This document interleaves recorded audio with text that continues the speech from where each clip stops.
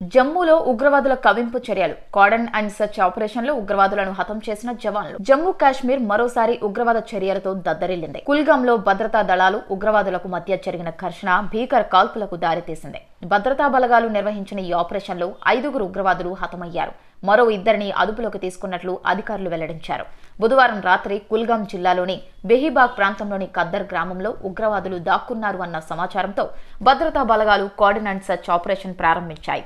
Operation కొనసాగుతున్న సమయంలో ఉగ్రవాదులు జవాన్లపై కాల్పులు ప్రారంభించడంతో ఈ సెర్చ్ ఆపరేషన్ ఎన్కౌంటర్గా మారింది. భద్రతా దళాలు అప్రమత్తంగా స్పందించి 5 ఉగ్రవాదులను హతమార్చారు. ఈ ఆపరేషన్లో సిఆర్పీఎఫ్, జమ్మూ కాశ్మీర్ పోలీసులు సంయుక్తంగా పాల్గొన్నారు. ఆ ప్రాంతంలో మరింత మంది ఉగ్రవాదులు దాక్కున్నారన్న అనుమానంతో భద్రతా బలగాలు ముమ్మర తనిఖీలు కొనసాగిస్తున్నాయి. ఈ ఎన్కౌంటర్లో 2 భద్రతా సిబ్బందికి గాయాలైనట్లు అధికారులు తెలిపారు.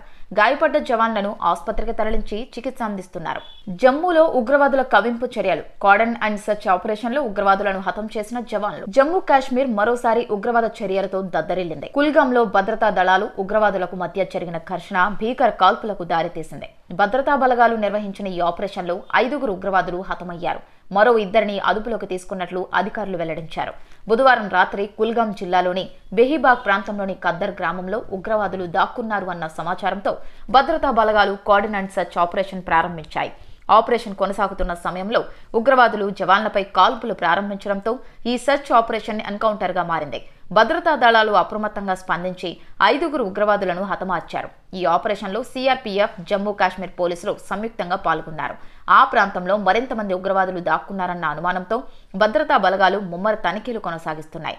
ఈ ఎన్కౌంటర్లో 2 భద్రతా సిబ్బందికి గాయాలైనట్లు అధికారులు తెలిపారు. గాయపడ్డ జవాన్లను ఆసుపత్రికి తరలించి చికిత్స అందిస్తున్నారు.